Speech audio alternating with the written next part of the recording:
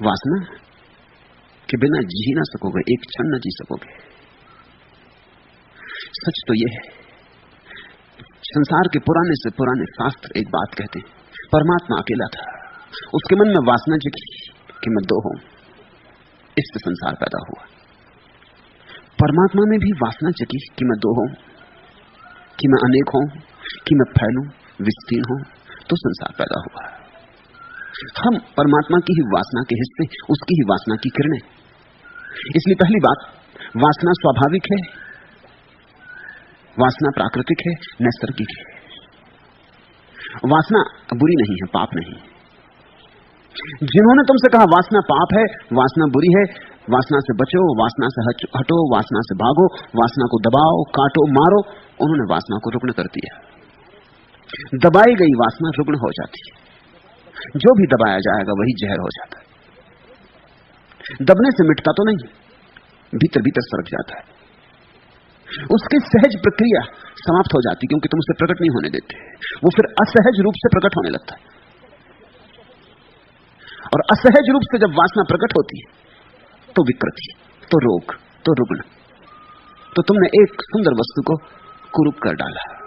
वासना तो परमात्मा की दी हुई है, विकृति तुम्हारे महात्माओं की दी हुई है। महात्माओं से सावधान, अपने परमात्मा को महात्माओं से बचाओ। तुम्हारे महात्मा परमात्मा के एकदम विपरीत मालूम होते, और तुम्हें यह समझ में आ जाए कि तुम्हारे महात्मा परमात्मा के विपरीत है, तुम्हें यह दिखाई पड़ जाए कि जो परमात्मा ने दिया है स्वाभाविक सरल, जो जीवन का आधार है, उसे नष्ट करने में लगे, तो तुम्हारे जीवन से रुग्णता समाप्त हो जाएगी, वासना का रोग विलीन हो जाएगा, विकृति विदा हो जाएगी। समझो, काम वासना है, स्वाभाविक है, तुमने पैदा नहीं की है, जन्म के साथ मिली है, जीवन का अंग, अनिवार्य अंग है।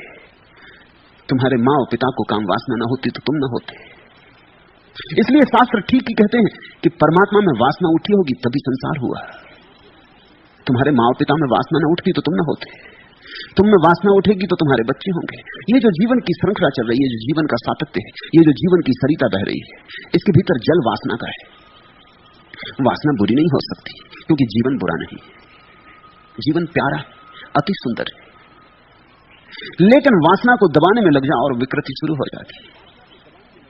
वासना के ऊपर चढ़ के बैठ जाओ, उसकी छाती पे बैठ जाओ, उसको प्रकट न होने दो, उसको दबाओ, काटो, छांटो, कि बस फिर विकृति शुरू होती, फिर अड़चन शुरू होती, फिर वासना ऐसे ढंग से प्रकट होने लगती है जो कि स्वाभाविक नहीं। जैसे एक सुंदर स्त्री को देखकर तुम्हारे मन में अहोभाव का पैदा होना जरा भी अशोभन नहीं है। सुंदर फूल को देख के तुम्हारे मन में अगर ये भाव उठता है सुंदर है, तो कोई पाप तो नहीं।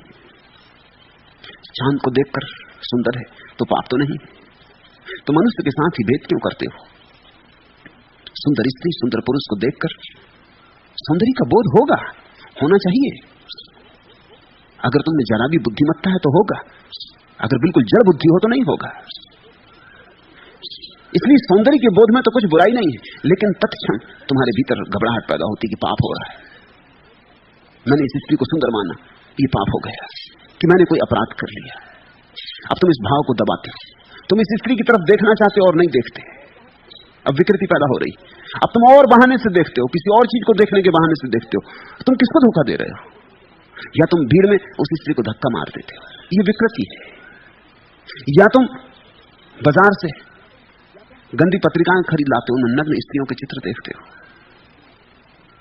ये विकृति है। और ये विकृति बहुत भिन्न नहीं है जो तुम्हारे ऋषि मुनियों को होती रही। तुमने कथाएं पढ़ी है ना कि ऋषि ने बहुत साधना की और साधना के अंत में अप्सराएं आ गई आकाश, उर्वशी आ गई और उसके चारों तरफ नाचने लगी। पोर्नोग्राफी नई नहीं है, ऋषि मुनियों को उसका अनुभव होता रहा। वो सब तरह के अश्लील भाव भंगिमाएं करने लगी ऋषि मुनियों के पास। अब किस अप्सरा को पड़ी है ऋषि मुनि के पीछे पड़ने की? ऋषि मुनियों के पास, विचारों के पास है भी क्या कि अप्सराएं उनको जंगल में तलाशती जाएं और नग्न होकर उनके आसपास नाचें। सच तो यह है कि ऋषि मुनि अगर अप्सराओं के घर भी दरवाजे पे जाके खड़े रहते तो क्यों में उनको जगह न मिलती। वहां पहले से लोग राजा महाराजा वहां खड़े होते। ऋषि मुनियों को कौन घुसने देता? मगर कहानियां कहती हैं कि ऋषि मुनि अपने जंगल में बैठे, आंख बंद किए, शरीर को जला के गला के, भूखे प्यासे व्रत उपवास किए हुए, और अप्सराएं उनकी तलाश में आती। ये अप्सराएं मानसिक है, ये उनकी मन की दबी हुई वासनाएं, ये कहीं है नहीं, ये बाहर नहीं, ये प्रक्षेपण, ये स्वप्न है। उन्होंने इतनी बुरी तरह से वासना को दबाया है कि वासना दबते दबते इतनी प्रगाढ़ हो गई है कि वो खुली आंख सपने देखने लगे, और कुछ नहीं, हेलुसिनेशन है, संभ्रम है। मनोवैज्ञानिक कहते हैं किसी आदमी को ज्यादा दिन तक भूखा रखा जाए तो उसे भोजन दिखाई पड़ने लगता है, और किसी आदमी को वासना से बहुत दिन तक दूर रखा जाए तो उसकी वासना का जो भी विषय हो वो दिखाई पड़ने लगता है, भ्रम पैदा होने लगता है। बाहर तो नहीं है, वो भीतर से ही बाहर प्रक्षेपित कर लेता है। ये ऋषि मुनियों के भीतर से आई हुई घटनाएं हैं, बाहर से इनका कोई संबंध नहीं है। कोई इंद्र नहीं भेज रहा है, कहीं कोई इंद्र नहीं है, और न कहीं कोई उर्वशी है। सब इंद्र और सब उर्वशियां मनुष्य के मन के भीतर का जाल है। तो तुम अगर कभी ये सोचते हो कि जंगल में बैठने से उर्वशी आएगी, भूल समझ जाना, कोई उर्वशी नहीं आती। नहीं तो कई ऋषि मुनि इसी में हो गए हो, बैठे हैं जंगल में जाके, अब उर्वशी आती होगी, अब उर्वशी आती होगी। उर्वशी तुम पैदा करते हो, दमन से पैदा होती, ये विकृति है। इस स्थिति को मैं मानसिक विकार कहता हूं। ये कोई उपलब्धि नहीं है, ये विक्षिप्तता है, ये है वासना की रुग्ण दशा। तुम्हारे भीतर जो स्वाभाविक है उसका सहज स्वीकार करो, और सहज स्वीकार से क्रांति घटती। जल्दी ही तुम वासना के पार चले जाओगे। मैं ये नहीं कह रहा हूं कि वासना में सदा रहो, लेकिन पार जाने का उपाय ही यही कि उसको सहज स्वीकार कर लो, दबाना मत, अन्यथा कभी पार न जाओगे। उर्वशियां आती ही रहेंगी। तुमने देखा कि चूंकि पुरुषों ने ही ये शास्त्र लिखे इसलिए उर्वशियां आती। स्त्रियां अगर शास्त्र लिखती और स्त्रियां अगर साधनाएं करती जंगलों में, पहाड़ों में, तुम क्या समझते हो उर्वशी आती? स्वयं इंद्र आते। तब उनकी कहानियों में उर्वशी इंद्र को भेजती, क्योंकि उर्वशी से काम नहीं चल सकता था। जो तुम्हारी वासना का विषय है वही आएगा। उन्होंने अप्सरा नहीं देखी होती, उन्होंने देखे होते चलो हिंद केसरी चले आ रहे, विश्व विजेता मोहम्मद अली चले आ रहे। स्त्रियां देखती उस तरह के सपने कि कोई अभिनेता चला आ रहा है। कल्पना तुम्हारी, मनुष्य वासना के पार निश्चित जा सकता है, जाता है, जाना चाहिए, मगर वासना से लड़के कोई वासना के पार नहीं जाता। जिससे तुम लड़ोगे उसी में उलझे रह जाओगे। दुश्मनी सोच समझ के लेना, क्योंकि जिससे तुम दुश्मनी लोगे उसी जैसे हो जाओगे। ये राज की बात समझो। मित्रता तो तुम किसी से भी करो तो चल जाएगी, मगर दुश्मनी बहुत सोच समझ के लेना, क्योंकि दुश्मन से हमें लड़ना पड़ता है, और जिससे हमें लड़ना पड़ता है हमें उसी की तकनीक, उसी के उपाय करने पड़ते। हिटलर से लड़ते वक्त चर्चिल को हिटलर जैसा ही हो जाना पड़ा, इसके सिवाय कोई उपाय न था। जो धोखाधड़ी हिटलर कर रहा था वही चर्चिल को करनी पड़ी। हिटलर तो हार गया, लेकिन हिटलरवाद नहीं हारा, हिटलरवाद जारी है। जो जो हिटलर से लड़े वही हिटलर जैसे हो गए, जीत गए, मगर जब तक जीते तब तक हिटलर उनकी छाती पर सवार हो गया। जिससे तुम लड़ते हो स्वभावतः उसके जैसा ही तुम्हें हो जाना पड़ेगा। लड़ना है तो उसके रीति रिवाज पहचानने होंगे, उसके ढंग ढोल पहचानने होंगे, उसकी कुंजियां पकड़नी होंगी, उसके दांव पैंच सीखने होंगे, उसी में तो तुम उस जैसे हो जाओगे। दुश्मन बड़ा सोच के चुनना। वासना को अगर दुश्मन बनाया तो तुम धीरे धीरे वासना के दलदल में ही पड़ जाओगे, उसी में सड़ जाओगे। वासना दुश्मन नहीं है, वासना प्रभु का दान है। इससे शुरू करो, इसे स्वीकार करो, इसको अहोभाव से, आनंद भाव से अंगीकार करो, और इसको कितना सुंदर बना सकते हो बनाओ। इससे लड़ो मत, इसको सजाओ, इसे श्रृंगार दो, इसे सुंदर बनाओ, इसको और संवेदनशील बनाओ। अभी तुम्हें स्त्री सुंदर दिखाई पड़ती, अपनी वासना को इतना संवेदनशील बनाओ कि स्त्री के सौंदर्य में तुम्हें एक दिन परमात्मा का सौंदर्य दिखाई पड़ जाए। अगर चांतारों में दिखता है तो स्त्री में भी दिखाई पड़ेगा, पड़ना ही चाहिए। अगर चांतारों में है तो स्त्री में क्यों ना होगा? स्त्री और पुरुष तो इस जगत की श्रेष्ठतम अभिव्यक्तियां हैं। अगर फूलों में है, गूंगे फूलों में, तो बोलते हुए मनुष्य में ना होगा।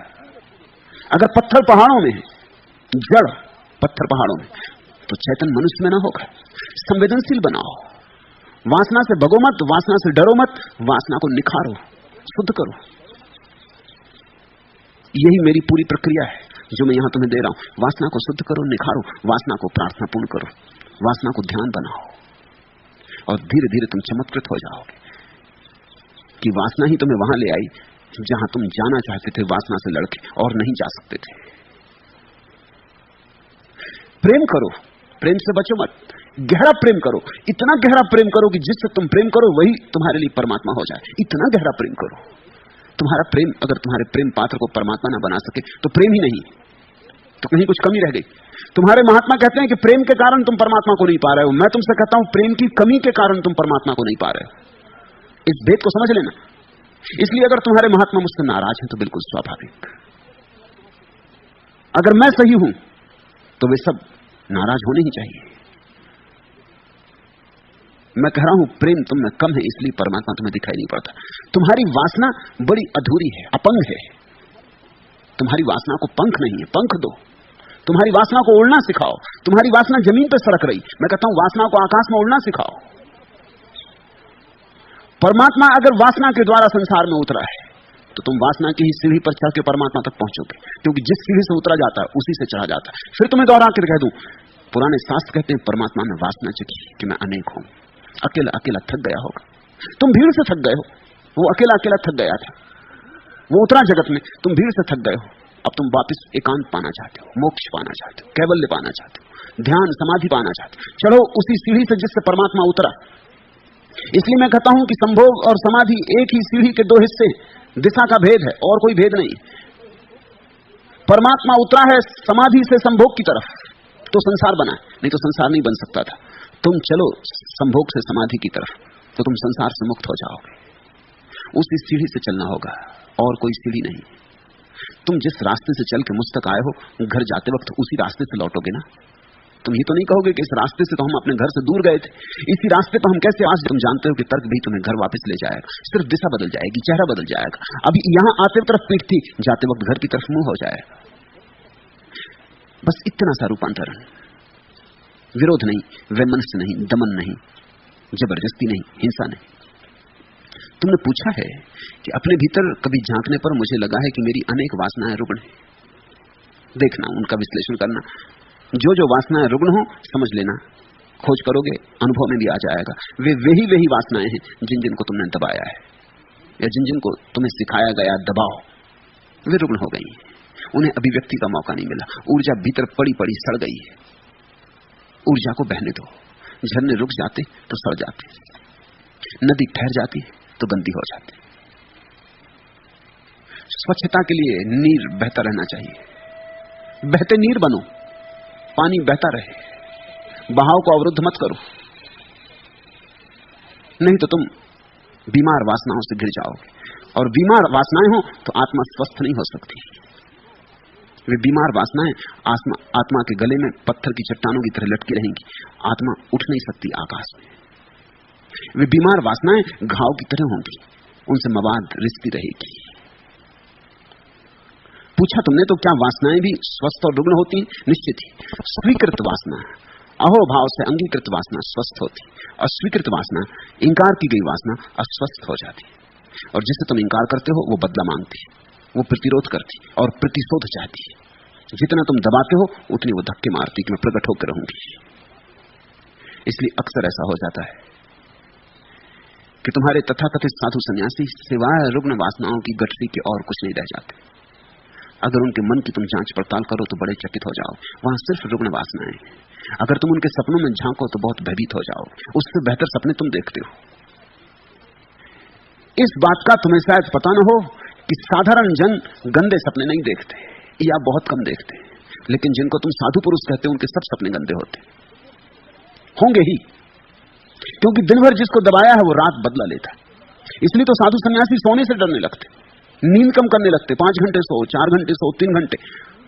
जो साधु जितना कम सोता है लोग कहते हैं हाँ ये साधु 2 ही घंटे सोता है, मगर ये नींद से डरता क्यों है?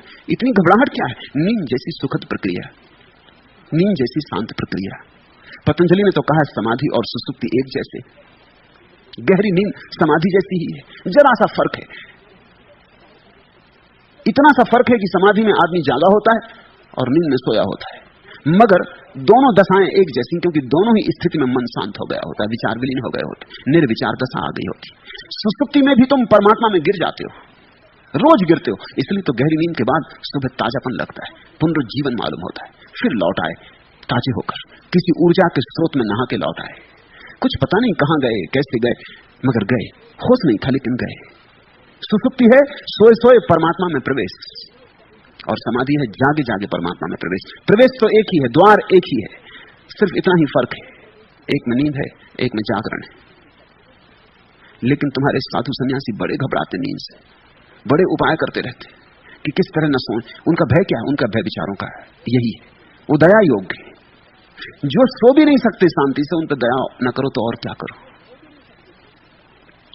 उनकी कठिनाई यही है कि दिन भर जो जो दबाया है, समझो कि दिन भर उपवास किया, तो वो रात डरते कि जब वो सोएंगे तब राजमहल में निमंत्रण मिलने ही वाला है, वो बच नहीं सकेंगे। राजा भोज देने वाला है सपने में, और वहां सभी तरह के मिष्ठान होंगे और सब तरह के भोजन होंगे। दिन भर सोचा वही है, लड़े उसी से। तुम भी उपवास करके देखो, जिस दिन उपवास करते हो उस दिन दिन भर भोजन करना पड़ता है, बार बार भोजन की याद आती। राह से गुजरते हो उस दिन, फिर जूते की दुकानें नहीं दिखती बाजार में, कपड़े की दुकानें नहीं दिखती उस दिन बाजार में, उस दिन रेस्तरां और होटल, बस यही यही दिखाई पड़ते। सब तरफ से भोजन की गंध तैरती आती। ये पकौड़े चले आ रहे हैं, ये भजी चले आ रहे हैं, सारा जगत भोजन बन जाता है। जिसे देखते हो वही याद दिलाता है, भोजन की याद दिलाता है। रोज इसी रास्ते से निकलते थे, मगर तब ये नहीं हुआ था। रोज भोजन किए निकले थे, कुछ दबाया नहीं गया था, कोई रुकना नहीं था। अगर दिन भर तुम लड़े हो कि कहीं स्त्री का प्रभाव न पड़ जाए, और साधु किस तरह से लड़ते हैं जिसका हिसाब नहीं, स्त्री दिखाई ना पड़ जाए तो आंख झुका के चलो। जहां स्त्री बैठी हो उस जगह पर मत बैठ जाना। स्त्री जा भी चुकी है मगर उसकी जगह पर मत बैठ जाना, वो इस जगह ही खतरनाक हो गई। तो साधु अपना आसन लेके साथ चलते हैं कि कहीं कोई किसी के आसन पर बैठना पड़े, पता नहीं कोई स्त्री पहले बैठी रही हो, फिर कहीं रोग लग जाए। अपना आसन साथ रखते हैं, अपनी पिच्छी साथ रखते हैं, जहां बैठते हैं वहां पहले सफाई कर ले, फिर बैठ गए, देखते कि अब कोई खतरा नहीं। ऐसे डरे हुए लोग दया योग्य, इनका जीवन जीवन नहीं है, जिसको मनोवैज्ञानिक कहते हैं पैरानोया, भयाक्रांत। कप रहे हैं, 24 घंटे कप रहे हैं कि कहीं कुछ गड़बड़ ना हो जाए। और जिससे तुम डरे हो उसकी याद बनी रहती है, वो सब जगह से दिखाई पड़ता है। कोई हिप्पी चला जा रहा है, लंबे बाल, तुम्हारे मुनि महाराज को स्त्री दिखाई पड़ेगी, पुरुष नहीं दिखाई पड़ सकता। ऐसा मैं अनुभव से कह रहा हूं। मैं एक साधु के साथ बैठा था गंगा के किनारे, बचपन के मेरे मित्र, फिर मैं असाधु हो गया, वो साधु हो गए। दोनों बैठे बात कर रहे थे, उनकी आंखें बार बार तट पर कोई स्नान करने आया उस तरफ जाने लगी। मैंने भी देखा कौन है, देखा कि स्त्री स्नान कर रही। मैंने उनसे कहा कि ये बात आगे नहीं चल सकेगी, तुम्हारा ध्यान बार बार स्त्री की तरफ जा रहा, तुम जाकर उसे देख के आओ। पीठ थी हमारी तरफ, वो गए, वहां से सिर ठोंकते लौटे कि स्त्री है ही नहीं, वो सिर्फ बाल लंबे, कोई पुरुष है मगर पीछे से लंबे बाल। वासना दबाई हो जिसने, उसकी बड़ी कठिनाइयां हैं। उसे कोई छोटी मोटी चीज भी प्रतीक बन सकती है। फ्रायड ने इस संबंध में बड़ी खोज की। जिन लोगों ने अपनी वासना को दबा लिया है, उन्हें स्त्रियां तो दूर, स्त्री की साड़ी लटकी हो उसमें भी रस होता है। जिसने पुरुष के प्रति अपनी वासना दबा ली, उसे हर पुरुष की चीज में रस हो जाता है। ये विकृति है, ये रुग्ण चित्त दशा है। तो फिर डरोगे रात सोने में, क्योंकि सोए कि अड़चन हुई, सोए की घबराहट आई। जागने में तो किसी तरह अपने को संभाले रहे, संभाल संभाल चलते रहे। नींद में कौन संभालेगा? नींद में तो सब संभालना बंद हो जाएगा, और जो दिन भर दबा रहा है वो एकदम से प्रकट होगा। इसलिए तो मनस्विद कहते हैं कि तुम्हें जानने के लिए तुम्हारे सपनों का विश्लेषण करना पड़ता है। तुम इतने झूठे हो कि तुम्हारे जागरण का तो कोई भरोसा ही नहीं। तुम्हारा जागरण तो बिल्कुल प्रपंच है। तुम मनोवैज्ञानिक के पास जाओ तो वो कहता अपने सपने लाओ, रोज रोज तुमसे कहता अपने सपने लाओ, सपने लिखवाओ, सपने बताओ, सपने की डायरी बनाओ, तुम सोचते भी हो भाई तुम्हें जो पूछना मुझसे पूछ लो, सपने को क्या देखना। मनोवैज्ञानिक कहता है सपने से पता चलेगा कि तुम असलियत में क्या हो। जागने में तो तुम धोखा दे सकते हो, और तुम इतने कुशल हो गए हो धोखा देने में कि दूसरे को नहीं दे सकते, अपने को भी दे सकते हो। कुछ लोग तो इतने कुशल हो गए हैं धोखा देने में कि सपने तक में थोड़ा सा धोखा कर जाते। जैसे तुम्हें अपने बाप की हत्या करनी, ऐसा तुम्हारे दिल में लगा रहता है कि बाप ने बहुत सताया, कि सता रहा है, कि बूढ़ा अभी भी जा नहीं रहा, कब जाएगा कब नहीं जाएगा, ऐसे तुम्हारे मन में विचार चल रहे हैं। मगर पिता पिता है, और संस्कृति कहती, सभ्यता कहती आदर दो। इसलिए सब संस्कृतियां, सब सभ्यताएं कहती हैं कि पिता को आदर दो, क्योंकि खतरा है, नहीं तो बाप बेटे के बीच झगड़ा होने वाला है, बेटे बाप को मार डालेंगे। इसको बचाने के लिए ही सारी सभ्यताएं। ये बड़े मजे की बात है, अगर तुम सभ्यताओं के नियम पहचानने की कोशिश करो तो उनसे राज पता चलता है कि मामला क्या है। इतनी दुनिया की सभ्यताएं हैं, अलग अलग ढंग, अलग अलग व्यवस्था, भोजन अलग, कपड़े अलग, मगर एक बात में सब राजी हैं कि बेटा बाप का सम्मान करे। अनुभव है सभी को कि अगर सम्मान ठोक ठोक के बिठाया नहीं गया तो एक ना एक दिन अपमान होने वाला बेटे के द्वारा बाप का, इसलिए उसको बिठाई देना ठोक ठोक के। फिर वो इतना गहरा बैठ जाता है संस्कार। मनोवैज्ञानिक कहते हैं सपने में भी तुम अपने बाप की हत्या नहीं करते, अपने चाचा की कर देते, तो वो पिता जैसे मालूम होते। अब चाचा का कोई हाथ ही नहीं, चाचा की कोई हत्या करने नहीं चाहता, तुम ख्याल रखना। चाचा से तो दोस्ती होती, चाचा से तो सबकी दोस्ती होती, चाचा तो प्यारा आदमी होता है, बाप जैसा होता है और बाप जैसा नहीं होता, मित्रता होती है, ना आज्ञा देता है, न जबरदस्ती स्कूल भेजता है, बल्कि मौका पड़ जाए तो कुछ पैसे भी दे देता है, स्कूल से निकालना हो तो छुट्टी भी निकलवा देता है। चाचा तो भिन्न तरह का आदमी होता है, चाचा को कौन मारना चाहता है। लेकिन सपने में मनोवैज्ञानिक कहते हैं पिता की हत्या करने का भाव सपने तक में आदमी रोक लेता है कि ये बात तो हो ही नहीं सकती। चाचा को मार देता है, चाचा पिता जैसा लगता है, वो प्रतीक बन जाता है। तुम ख्याल करना, मनोवैज्ञानिक कहते हैं कि सपने तक में धोखा शुरू हो गया है, आदमी का धोखा इतना गहरा चला गया है। लेकिन सपनों में फिर भी तुम्हारी प्रामाणिकता का पता चल जाता है। अगर तुम्हारे 3 महीने तक के सारे सपने तुम खोल कर रख दो तो तुम्हारी आत्मकथा हो जाएगी, असली आत्मकथा। असली आत्मकथा उन बातों की नहीं है जो तुम जाग के सोचते हो, उन बातों की जो तुम सो के सोचते हो, क्योंकि उससे पता चलता है तुम कहां हो। और बड़ी उल्टी बात होगी, ऊपर ऊपर तुम कुछ थे, भीतर भीतर तुम कुछ थे। ऊपर ऊपर तुम इतने शांत थे और भीतर तुमने हत्याएं कर दी। ऊपर ऊपर तुम इतने भले मालूम होते थे और भीतर भीतर तुमने क्या नहीं था जो नहीं किया। बड़े से बड़े अपराधी जो करते हैं वो हर आदमी अपने सपने में कर लेता है, सपने में तृप्ति मिल जाती है। रुग्ण मत कर लेना अपनी वासनाओं को, अन्यथा तुम मुश्किल में पड़ जाओगे। स्वीकार करो, परमात्मा ने जो भी दिया है उसके पीछे राज होगा, उसके पीछे कुछ छिपी होगी संपदा। इंकार मत करो। तुम परमात्मा की जिस चीज को भी इंकार करोगे उसके माध्यम से परमात्मा का ही इंकार होगा। इसलिए भक्त कहते हैं सब स्वीकार कर लो और अहोभाव से स्वीकार कर लो, उदासी से नहीं, बेवस्ता से नहीं, मजबूरी से नहीं। और स्वीकार के बाद सरलता से जो तुम्हें मिला है उसको गहराओ। उसको गहराते गहराते ही तुम पाओगे कि जहां केवल कंकड़ पत्थर और धूल धमास मालूम होती थी, गड्ढा खोदते खोदते जल के स्रोत मिल गए, कुएं बन गए।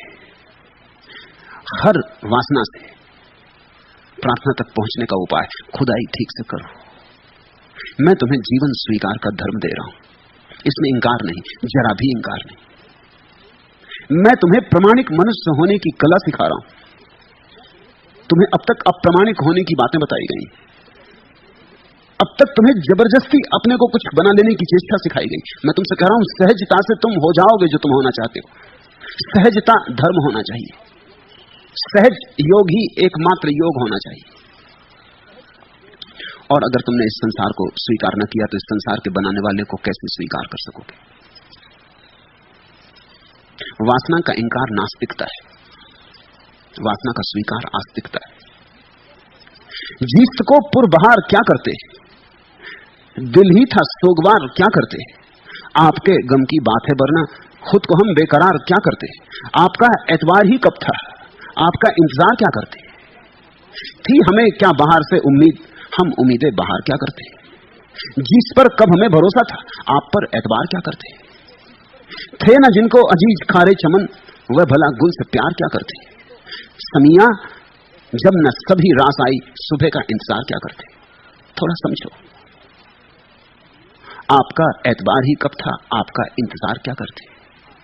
जीवन को ही स्वीकार ना करोगे तो जीवन के पीछे छिपे हुए को कैसे स्वीकार करोगे। घूंघट से ही भाग खड़े होगे तो घूंघट के पीछे जो चेहरा छिपा है, जो प्यारा छिपा है, उसे उघाड़ कैसे पाओगे? ये प्रकृति उसका घूंघट है, वासना प्रार्थना का घूंघट है। ये सब रूप रंग उस अरूप और अरंग का घूंघट है। ये सब आकार उस निराकार पर घूंघट है। और बड़े प्यारे, घूंघट भी बड़ा प्यारा है क्योंकि उसके चेहरे पर है, उसके चेहरे पर होने के कारण सब प्यारा है। इस जगत में ऐसा कुछ है ही नहीं जो प्यारा ना हो, और अगर ऐसा कुछ मालूम पड़े कि प्यारा नहीं है तो फिर से सोचना, सोच सोच के फिर सोचना, कहीं तुम अपनी भूल पाओगे। होनी ही चाहिए तुम्हारी भूल, क्योंकि तुम परमात्मा से ज्यादा बुद्धिमान नहीं हो सकते। जिससे ये जगत का प्रवाह आ रहा है, तुम उसमें सुधार करने की सोच रहे हो।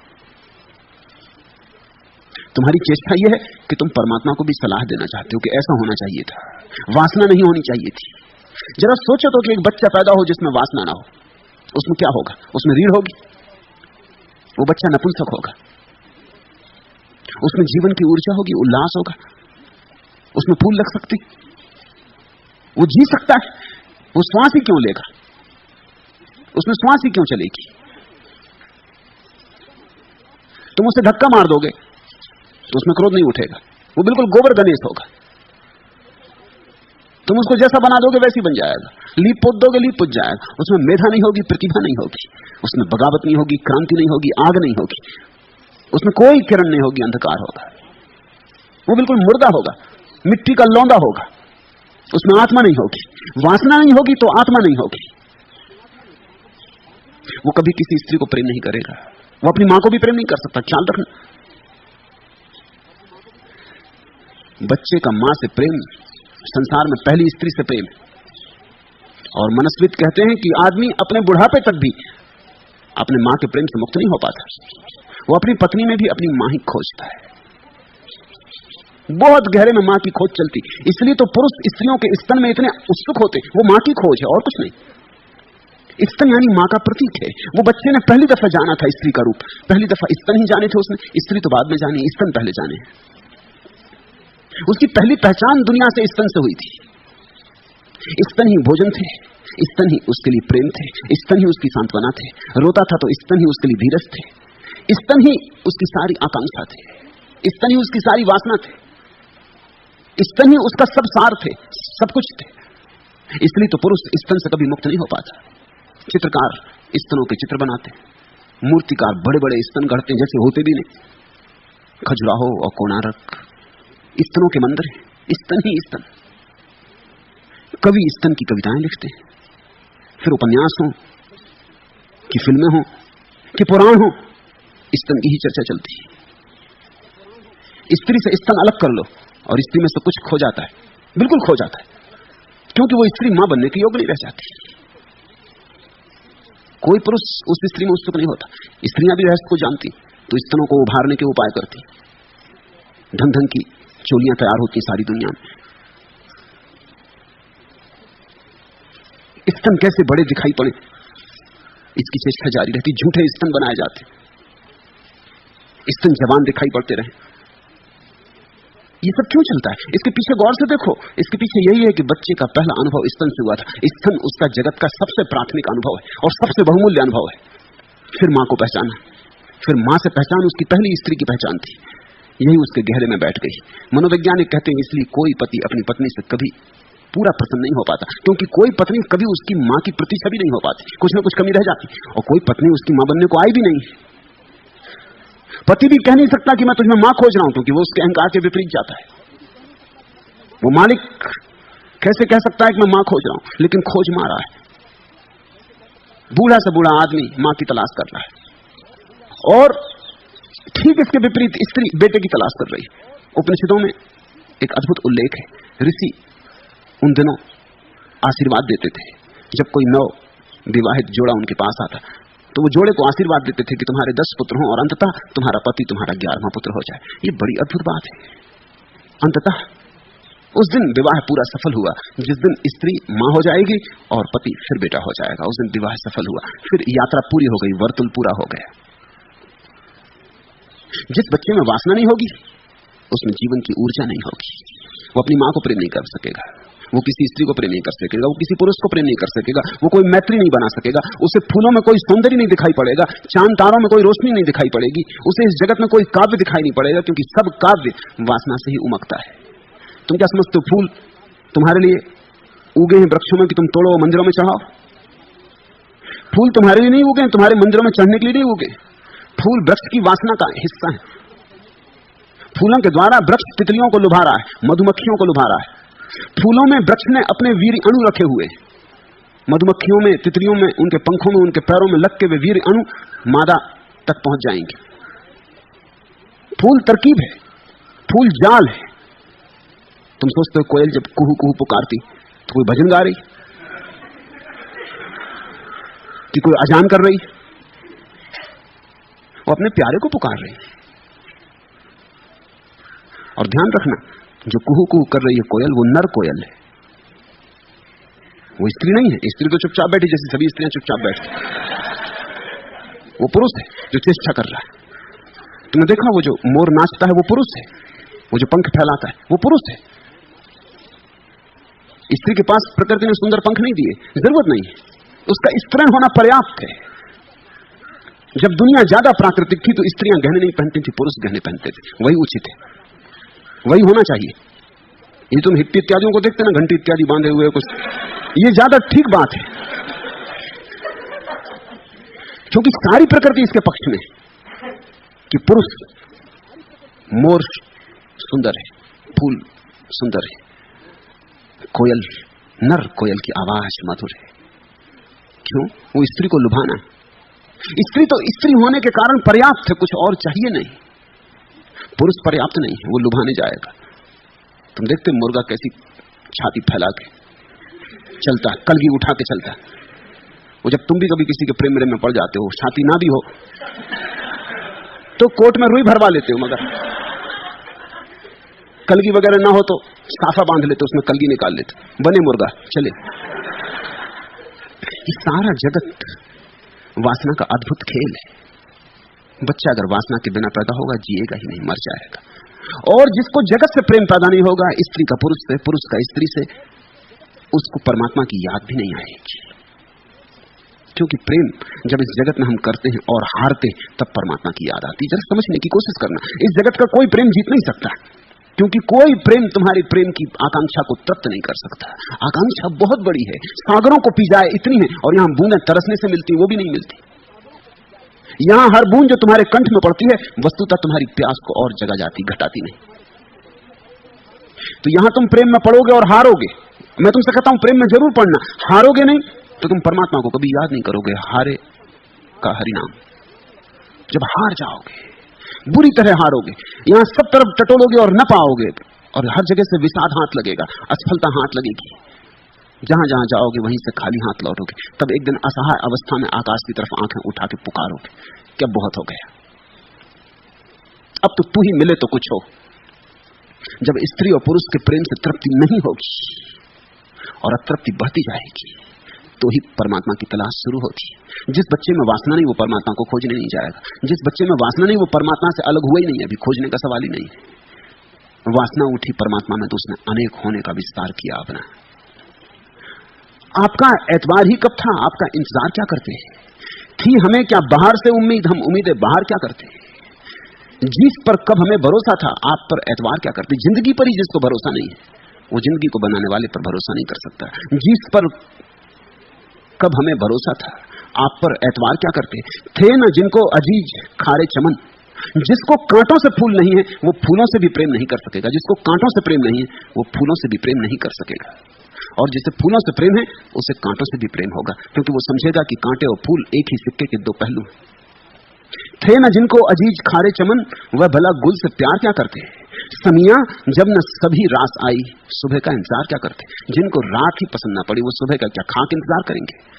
रात पसंद पड़े, रात प्यारी हो, तो सुबह की आशा जगती कि सुबह और भी प्यारी होगी, कि सुबह और विराट होगी, कि जब रात ही इतनी सुंदर है तो सुबह का क्या।